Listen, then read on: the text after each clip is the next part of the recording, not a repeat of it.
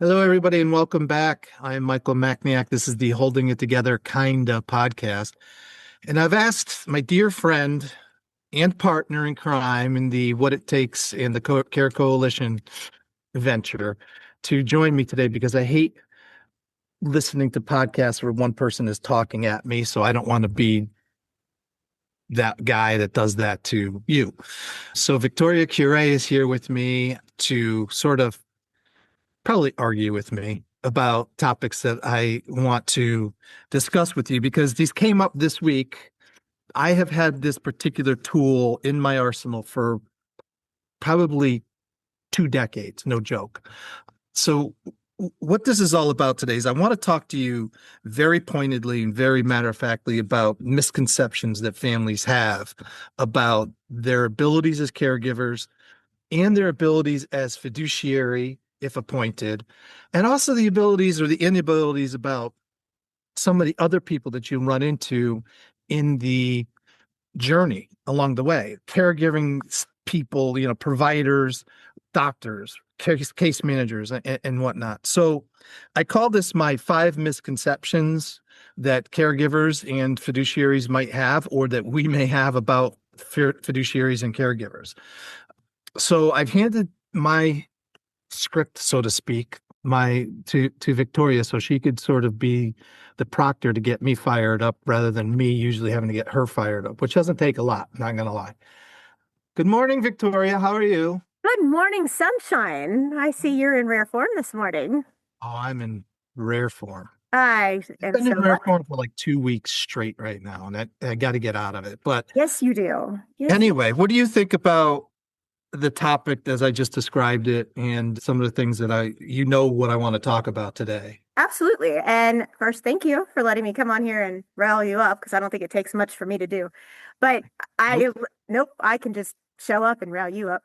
But but that's what makes us so great. We're yin and yang. Like he laughs at that. Like I'm the organized, he's the disorganized. I mean, it all works. It's great. So I think there's a lot of misconception when it comes to just the whole realm of mental illness because, like, for instance, somebody is so quick in the medical profession to say, I don't want to treat the problem. I just want to like sedate it. I want to, just put them over there and not go in and do, an analysis. Go in there and learn about what's going on with the person. Let's just not even know the history. Let's just restrain them and drug them and treat them with a pill. And then we're learning more and more that insurance is like, no, we're going to keep them if they have good insurance. And there's so much misconception. Like I've actually, been an advocate for so many people that are like they're depressed, but they're depressed because their loved one just died. That doesn't mean they're suffering from depression. It's a depressed because they lost someone. So I'm so glad you're doing this because there are so many truths about mental illness that really haven't come to fruition for people.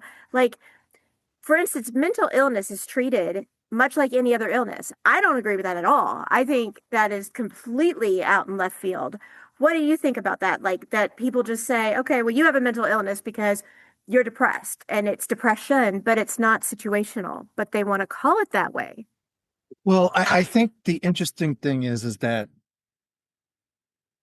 and it's hard for me to to believe that we still have to talk about it this way, but it's true. And I think families are guilty of this, and I think some of the providers and professionals are guilty of this, particularly those who don't see it very often. And that really points directly to family members who don't see it. Mental illness cannot be treated like any other illness. We want to accept mental illness into our society and accept it like it's any other illness. We accept people with cancer, okay, into our society, and we feel for them. We have empathy for them. We even some of the things that we've overcome as a society in terms of the taboos. We talk openly about breast cancer now, right? Yeah. Which we never 20 did. years ago, I never did. mean, right. I mean, my mom had breast cancer when I was 16 years old, and that was like the first time I'd ever spoken or talked about it with anybody. So Right. that's 30 years, 40 years ago. You're showing your age. So I know. So even, even before that, it was less and less, right? But now we talk about it openly and honestly. Think Right. about what Mrs. Kennedy did for folks with developmental disabilities, or we used to call it mental retardation back then. And now we talk openly and honestly about that. And and it's not something that's closeted, and it's not something that's hidden. Well, I think that's an ongoing issue with regard to illnesses, particularly mental illnesses that we can't see. So people come in and we think that we can, well, give them a pill. And this is one thing you're very fond of talking about. Give them a pill, sedate them. There's got to be a drug. There's got to be he's got schizophrenia. Here's how we treat it. He's got bipolar. Here's how we treat it. And folks, a friend of mine died a few years ago of cancer. Died within a year of diagnosis, and he really, suffered with it. And I learned so much about cancer at that time. Every cancer is different. Just like Every mental illness, cancer everything's has to be different. treated differently. Even if you say you have lung cancer, the type of lung cancer that you have can be different than the lung cancer that Victoria has or I have. Mhm. In the way that your pancreas metastasizes, what we call cancer. Cancer just means something bad, poison eating your good cells is what it is. So mental illness is very much the same way. Not every mental illness pill A will work for. Not every mental illness pill B will work for. And it takes a long time, folks, for people, providers, doctors, professionals to figure out the right quote unquote cocktail of what medication will work for you. Just to be complete disclosure, I always had sort of like depression and mood sort of disorders. I know you can't believe that one, Victoria, but it took a long time from the first time I went to see a psychiatrist to finally landing a cocktail of clonazepam and fluoxetine that works great for me. And guess what? It's been working great for me for 20 years. And I don't change it. They don't change it. Nothing changes. And it's just been great. And, maybe someday I'll experiment with saying, well, I don't need this. I don't need that. But it ain't broke. I'm not fixing it. Anyway, that's just my disclosure. And by way of example, showing you it doesn't happen overnight. Even when you find a drug or something that seems to work, it takes weeks, if not months, to titrate into your system. So no, we cannot treat mental illnesses like every other illness. It's not a broken leg that we can set, cast, and it will heal on its own. So folks need to be very cognizant of that when they start out on this adventure, on this journey. Yeah. And one thing I want to, because this is something I get very fired up about, is so quickly that people automatically, like if somebody is 1013 or somebody, is put Nobody in knows for, what 1013 is. I was about to tell them. See, this is how he fires me up. So if somebody was 1013 or somebody was put in for a psychological evaluation, then immediately, if they're in a situation where they're having an event per se, it's, some people are like, well, it's an event. And I had a family one time say, my daughter has epilepsy. Epilepsy does not have my daughter, but she has episodes of seizures. It's like a mental illness situation where they have an episode, a mental health episode. Well, if they have an episode at that moment, the doctors and the therapist and everybody else is just so quick to say, okay, let's sedate them. Let's, go in there and restrain them and we'll deal with it later and then I'll do an eval. But you're doing an eval under the influence. If we can't drive under the influence, if we can't operate other machinery under the influence, how can you give us an appropriate psychological evaluation under the influence? So at that time, don't you think it's a bad or is it a good time for somebody to step in and interfere for that person as an advocate? Well, I think one of the best things that we can do at that point in time is to step in as an advocate and say, this is not his baseline. This is not her baseline. Because I think that's what you mean when you're saying under the influence, right? Yes. Saying They quickly sedate them in with the something. throes of a epileptic seizure, clearly you are not yourself. In the throes of acute or florid psychosis, you are clearly not yourself.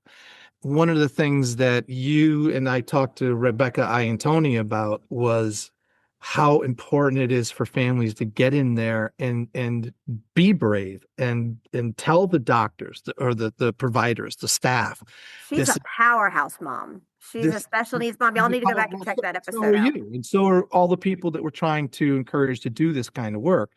Get in there and say, this is not my son, my daughter's baseline.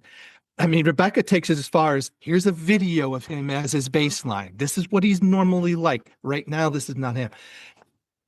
And that's a very important advocacy hack. I don't know, advocacy tip. One of the things that you may run into, and this is on my list of misconceptions that you have in your hand, when you try to be that advocate, see this transition that I'm doing right here? Oh, is that what that is? Okay. I This thought is you were making fun of the hand. Go ahead. how the pros do it, Victoria. The pros. He's learning from me. Uh, one thing that you may run into as you get into this is the roadblock of HIPAA. Can't Yeah. talk to you because of HIPAA. I can't talk to you. I can't listen to you. I don't want to know what he looks like when he's at baseline because of HIPAA. Let me just say this emphatically. I will stand up if I have to, but if I do, all you'll see is my stomach. I don't see anything. Go ahead and do it again. Yeah, right.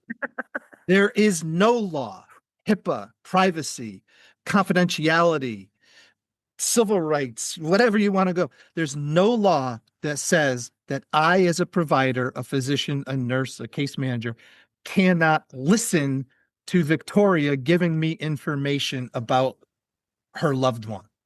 Okay, counselor, hold on. So let me ask you. Let's say, hypothetically, Joey Bag of Donuts and wife Joanne are in the hospital. Joey is incapacitated for whatever reason. It's a mental health issue. They've sedated him. They won't listen to her. Why can they say HIPAA is applicable to that situation, but Joey Bag of Donuts comes in on an ambulance and he's unconscious? Then they call their emergency contact and they listen to them. How come that's a double standard? I don't understand that. Can you explain that to people for me? No, I can't. It is absolutely a double standard because I say this all the time too. I say you have to live within the reality and the practicality of the law and the reality and the practicality of what the doctor is going through at the time the doctor is going through it. As you know, I don't want to sit here and beat up and paint with a very broad brush about the way that people are treated in facilities. But the reality of it is that you can come into my law office and I could put together for you my packet of materials, which actually Victoria and I are going to make available for you, which is, you have your living will and testament, you have your last will and testament, your living will, your healthcare proxy, your designation of conservator or Power of guardianship, attorney. durable power of attorney. Not See just how power we of do that? attorney, not just power of attorney, durable power of I attorney. was going to say that next. So you can come into my office and I could put all that together. The reality of it is that if I'm standing there and my wife is in the hospital bed, the doctor is going to come to me and ask me what's up, what are we doing, what would her wishes be? Right. That's just the way we've been practicing. We've been taught to practice, and I'm saying doctors, that's how it's done in hospitals. It's very easy for them to say, however, if they know that the husband is off his rocker, we can't rely on what this guy's telling us. I can't do that, sir, because I need to know who the power of attorney is or who the designated healthcare agent is. So in that regard, you're absolutely right, Victoria. It's a great way for people to have their cake and eat it too. Right. They could use it to protect themselves, or they can benefit from it as it helps them to apply their trade, their craft, their science to the patient. And your example is a good one where, hey, we had this guy in here. He was really off the hook. We needed to sedate him, right? But Absolutely. before we did that, we got a good general sense of where he's at and what we're going to do. Therefore, we don't need information versus somebody who came in here unconscious. We don't know anything about them. And therefore, we want to get information from you. So there's goes back to the distinction. Get information from you. Tell us all about this, Victoria, because we don't know your loved one from Adam. Is very different than we're not going to listen to anything you say because we think we know better or whatever the case may be. Again, we use HIPAA, the term HIPAA, like we use the term Band-Aid or Q-tip or Kleenex. It is a brand name. Think of it that way, folks. It's a brand name that we use to apply to generic applications. We don't use a cotton swab. We do not use a tissue. Well, some people do say tissue. We don't use an adhesive bandage. We use a Band-Aid. Right. So HIPAA is how we say anything on a macro level, anything that has to do with privacy, confidentiality, we couch under HIPAA. And we should really do a HIPAA. I would love it. Yes. I'm telling you, you want to see me fired up. Talk about HIPAA because I can't tell you how many families I advocate for where I'm in the hospitals and I'm in there helping. And I'm like, I will go out there onto the nurses, nursing station, and they're out there talking about it. I'm like, I'm sorry, does any of you know what HIPAA is? Because there's a cleaning lady right here, there's a janitor right here, there's somebody else right here, and you're talking about my client. Like, does HIPAA not matter because you won't even go in here and talk to them?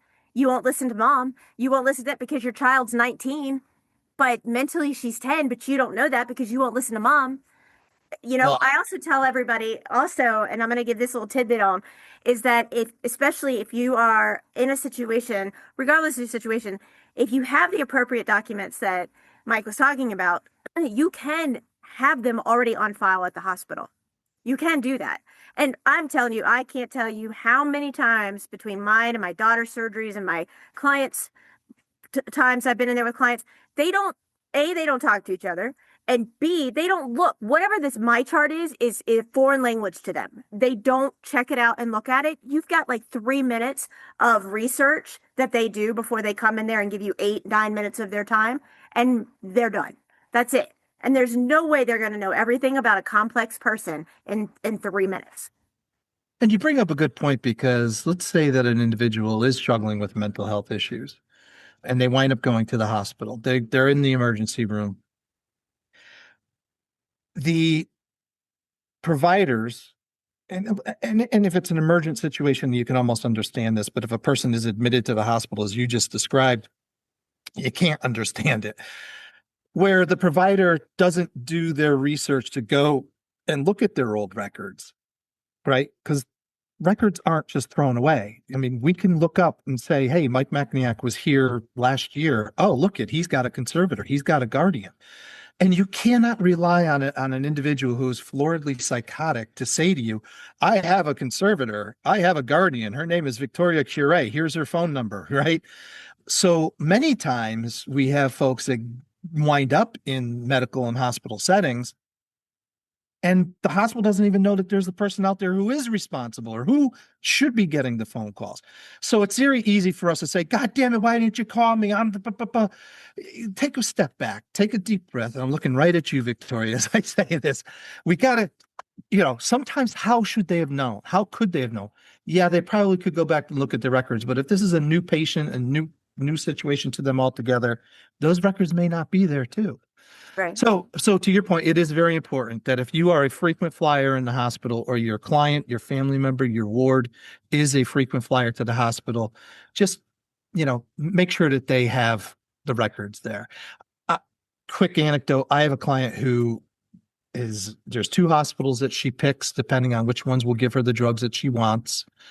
And when she shows up, it's to the point now where like, oh, hey, Catherine, the PA. Hey, Catherine, so-and-so's there. I don't even have to know what she's calling about. If Catherine's calling me, I know who she's calling me about, and Catherine knows the story.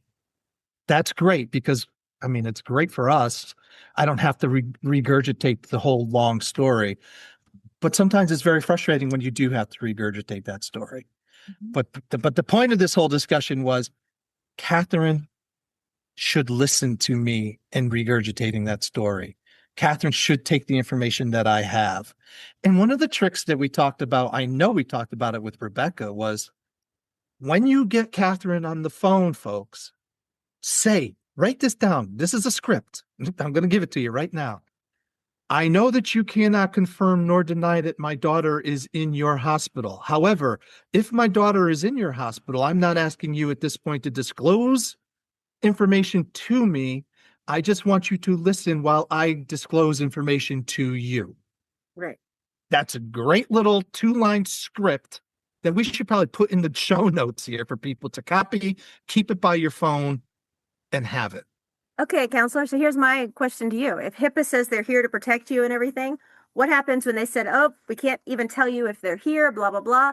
Oh, really? I'll pick up the phone and call the hospital and say, patient information. Is this a person that's in your hospital? And what room are they in? And they tell you Or instantly. just What say, hey, happens to HIPAA? or you just say, hey, I'd like to talk to The nurse's station. And they talk to you. Ray, and I know. Listen, and again, that's not a HIPAA. That's not really a HIPAA. You're using the broad term HIPAA Sure. to have this discussion there, and that's fair. But you're absolutely right. That is, there are a lot of hypocritical applications. I think that there's a lot of times where we hide behind HIPAA, Mhm. and I think that there's a lot of people who don't know what HIPAA really means. And one of the things that I set out to do years ago was to educate providers very succinctly about what HIPAA means, at least.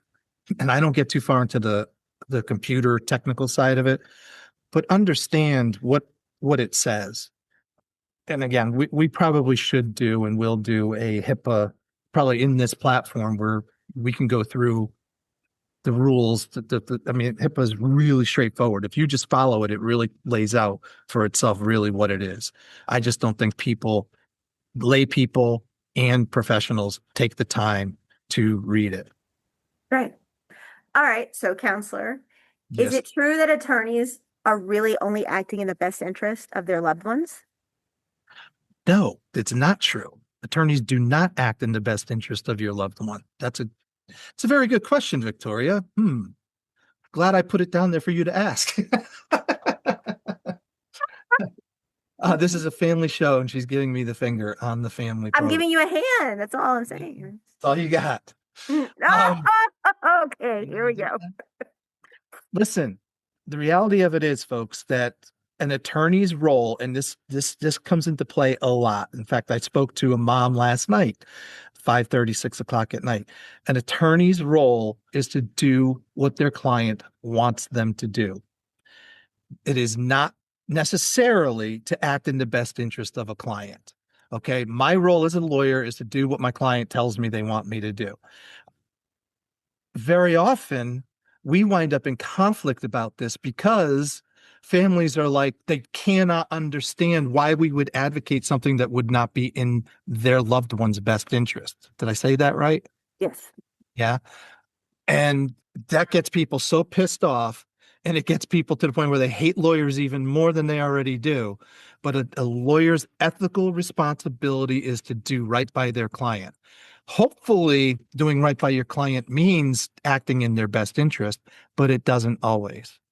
Like, for instance, if a client is floridly psychotic, absolutely in need of hospitalization and or medication, but tells me as their lawyer that they don't want medication and they don't want to be hospitalized, my job is to go in there and advocate and zealously advocate and represent that my client doesn't want this.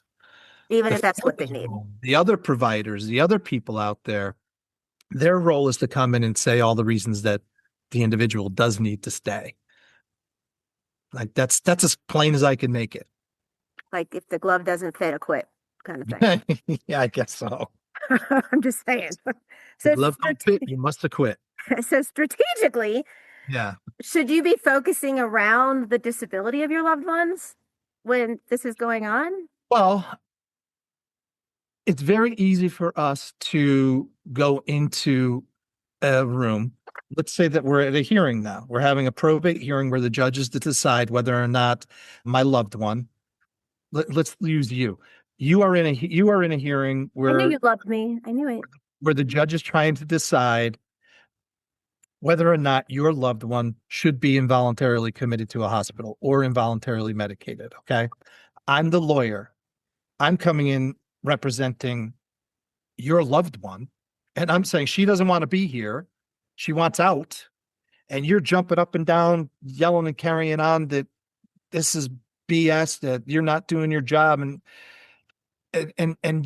it's very normal, natural for you to go to, she can't wash herself, she can't wash her clothes, she doesn't clean her room, she can't get to the grocery store, she doesn't do this, she doesn't do that, all these things. And that is human nature. It is the way that we are programmed, it's the way that we are built, it's the way that we think things resonate. But let me put a spin on it. Let me give you the paradigm shift. And this is an important paradigm shift.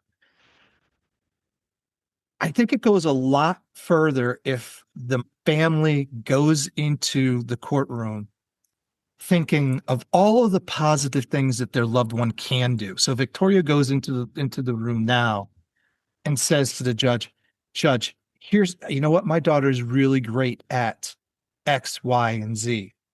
But here's where she's really failing, A, B, and C. Oh, and by the way, while she's in this acute state of psychosis, or in your case, Victoria, perhaps while she's in this medical crisis, she cannot respond. She does not understand. She's not making decisions that are in her best interest, et cetera, et cetera. That's the way to approach it. She's really good at this. She's not so good at that. And right now, given the circumstances, she's really incapable of doing this. Because the inquiries now, and I live in the Northeast, and up here, we have some of the best, most progressive approaches to this, which is very scary because if we're doing it really well, I can't imagine how badly some of the other places are doing it because we're doing it really poorly, but we're supposedly at the top of the game, right? So the paradigm shift has been, and it's been codified, it's been made into law that we have to explore that which an individual is capable of before we start talking about all the things that they're incapable of. So we want to assign duties of a fiduciary, of a guardian, of a conservator. We want to assign their duties based in a more restrictive manner so that we explore that which they're capable of, right? And then say to the fiduciary, here in this case it would be Victoria, Victoria, because your loved one is not capable of doing those 3-4 things that you identified, I'm going to give you the limited authority to act in that capacity. And I think that's how it should be, but that's not how things are typically done. But again, if you go into these discussions with the framework that you're going to talk about what your loved one is good at, and then also impress upon people where they're struggling, what they're less capable of, it really will attract more honey, so to speak, and it will be heard in a much more positive light. Sarah at my office would call it the sandwich technique. You start off talking about what they're really good at. Maybe then you throw in what the things that are bad at. And then at the end, you throw in what they're good at again. And so you sandwich in there the hard stuff. Right. And it's the psychological, psychiatric, or therapist way of talking to people. And it works. It really works. So I think that answers your question. It does. It does. It does.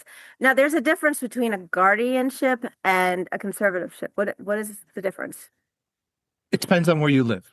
I Okay. use the term conservator up here. It rolls off my tongue because, and by the way, conservator is the same thing as conservator. That's what we term it up here. Well, in Connecticut, that's what we term it, right? New York, it's a guardian. Where you are, I believe it's guardian. Now, what if it's not your child? Okay, let me. Okay, so where I'm from, a conservator or a conservator, and so if you're around the country and you use the term conservator or conservator, a conservator is only a fiduciary role that applies to adults. Okay, a child does not get a conservator. Okay, so a individual, let's just say for ease of this discussion and this podcast and this audience, an individual who is over 18 who is struggling with mental illness gets a conservator. Okay, this is the way that the law works in these states. A person who is under 18 and a person who is over 18 in other states sometimes may be provided with what they call a guardian. Okay. Conservator, guardian, no matter what it is, it's going to be differentiated. You're going to break it down into conservator of person, where we're making decisions for a person's medical care, shelter, education sometimes, okay, or guardian of the same. Or you can have a conservator of a state, where the conservator or guardian of a state is responsible for doing the banking, transactions, the investments, and taking care of real property or individual property. That is your conservator and guardian of a state. You can also be appointed as conservator and guardian of both a state and person and state, which is typically how it works. So in the states that use conservatorship, again, a conservator is only used for an adult person over 18 years old. We talk about a guardian being what everybody knows. A parent is the guardian of their child, right? Mhm. Think of it that way. A guardian of a minor child is how But we, what if they're physically over 18, but mentally they're not? So what would they get? in Connecticut and in states like Connecticut, we have a conservator for people who are, say, mentally ill or suffering from some kind of mental incapacity. If they are incapacitated due to an illness, a neuro illness, such as developmental disabilities, i.e., mental retardation back in the day, those folks who are over 18 are given a guardian. And a guardian can be a plenary guardian, a temporary guardian, a standby guardian, a limited guardian. There's various types of guardians. So that's how we differentiate it. And the best way to look at it is a child who doesn't have the capacity, let's say, to make informed decisions for themselves is under guardianship until they're 18 years old, because we as a society had determined that that's the good cutoff rate, right? We could argue that it should be higher, it should be lower, but that's the way the law is written right now. Right. Similarly, if we have an adult, a person over 18 who has cognitive deficits, they are not necessarily going to be good at making decisions based upon those cognitive deficits, not because of an illness. So they are given a guardian. So that's why I think it makes sense. In states like where you live, or states like Florida, California, they talk about guardians. And a guardian is from a child, from the time a child is born till a child is 18. And then you have a guardian appointed for an adult who needs it thereafter. So it's just a legal terminology. It just depends on where you live. I think most of the country probably talks about guardian and not conservator. So I really need to get back into that habit. But Now, can it be revoked at any point? absolutely, absolutely. A judge that I'm very fond of, Jack Keys from New Haven, Connecticut. He was the judge for 35, 40 years, and his father was a judge before him. So we had a Jack Keys in that probate court for, like 70, 75 years or something crazy like that. And Jack always said, nothing I do here is permanent.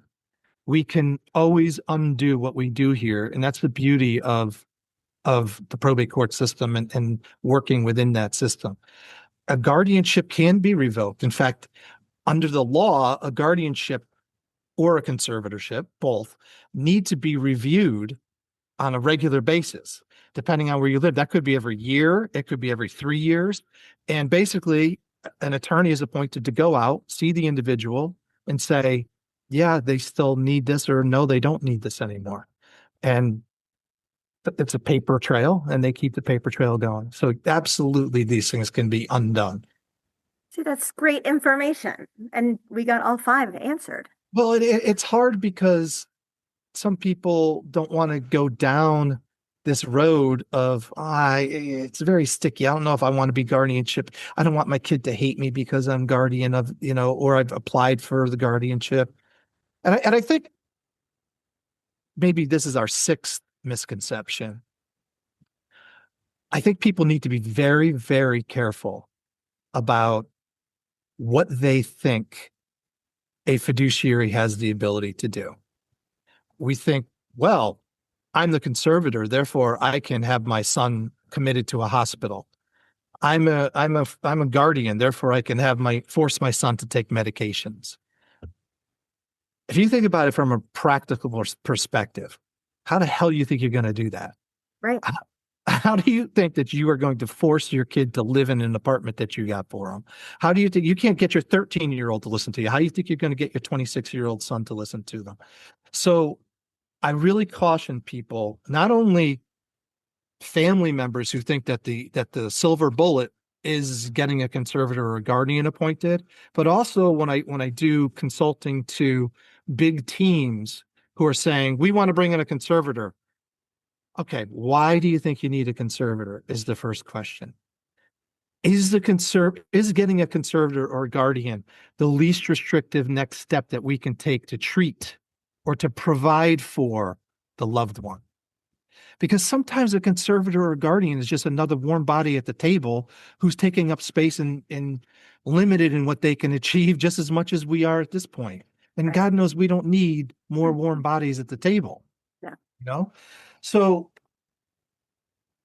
if somebody asks me if a conservator can do X, Y, or Z, my typical answer is usually it depends, which is a lame answer. And more often than not, it's no. No, a conservator can't do what you just proposed. A judge can. A conservator can help you get in front of the judge with this request, but there's a process that you have to go through. And getting back to the original discussion, or one of the discussions we had earlier, was talking about that paradigm shift between looking at what a person is capable of versus what they're incapable of is hugely important. And going in front of the judge and saying, hey, here's what a conservator can bring to the table. And I, as the attorney, my role is to say, we already have that lined up. Yeah, he can't go grocery shopping, but he meets with his caseworker every week. They sit down and they have a Peapod delivery come every week. So he doesn't need to go to the grocery store. That's taken care of. We don't need a conservator for that. We don't need a conservator to work on budgeting because we do that with him when we come into the independent center or the drop-in center. And so think about it in those terms. Think about what resources are missing before you jump to the point of needing the biggest impediment or the biggest restriction on a person's rights, that is a fiduciary to come in involuntarily. See, this is great information, and that's why people should go in, and you should tell them about our Facebook group that we have. You could tell them about our Facebook, right? Oh, well, we have an amazing Facebook group that is only a few weeks old, and it's already got over 1,000 people in it. I mean, so the word is getting out there. That's amazing. And Yeah, what is the name of our group? Well, we have Care Coalition is the umbrella, Yes. which I see as the movement, if you will. It's the coming together of like-minded folks who want to know information like what we just gave them here today. And they want to do something with that information. They want to pass it along to other people so other people know and are empowered and talk from a place of knowledge as opposed to flying off the handle. And within the Care Coalition, we also have a Facebook group that's called Mental Health Resource Network, where Victoria and I put up videos like this. We put up information like we talked about earlier. You know, here's a form for the power of attorney that you could use, but use it only under certain circumstances. And right. So those are two really important resources that we're putting out there for folks. And as you said, in a few short weeks, we've already got 1,000 members, over 1,000 members, which couldn't make me happier. I mean, it's just that shows the need for this. That really does. And then now we have 2 additional resources out there. We have this podcast, and then we have our podcast, and they're doing amazing. Congratulations to you. Yours is now like in an amazing chart-topping place with Spotify because everybody's realizing that this is so important and it's necessary. And don't we have something big rolling out for the end of May next week? Don't you want to announce that? Oh, good point, Victoria. Oh, yeah. Oh, wow. I'm glad this is recorded. Since we're in May right now, and this is Mental Health Awareness Month, we do have something rolling out next week, and that is our journal. So whenever you're listening to this, May, June, next year, whatever it may be, we created the Carekeeper Journal, which is this amazing tool that I cannot encourage people enough to have. Because if you want to give information to those doctors that we talked about, if you want to have them listen to you, walking in with a binder of materials that you can, or a copy of the binder that you have, walking in with it and having it right there for them to have, if it's not already in their records, they now have it in their hot little hand and they can peruse it really quickly.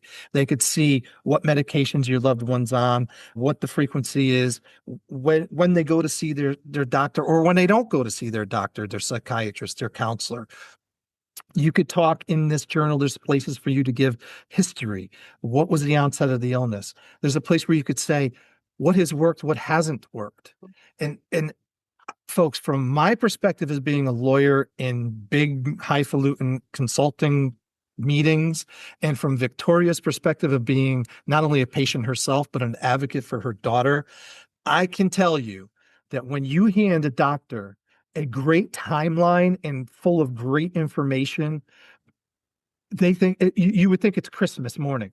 They love to have that kind of information at their fingertips and at their disposal from someone who knows. And you, family members, know better than anybody else. Right. And let me go a step further, because I know as a patient, a medical patient, and I know as a caregiver for my daughter, as a medical parent and caregiver, and then as an advocate. So between Mike and I, we have the attorney, we have the advocate, we have the caregiver, we have the patient, a medical patient. So all of them are checked. And when you go in there, and I can't tell you how many times as an advocate, I've gone in there and I'm like, here, and I hand it to the family and I'm like, here, have this. Because I mean, think about it. When you bring in somebody in an emergency, the first thing they do is, fill this out.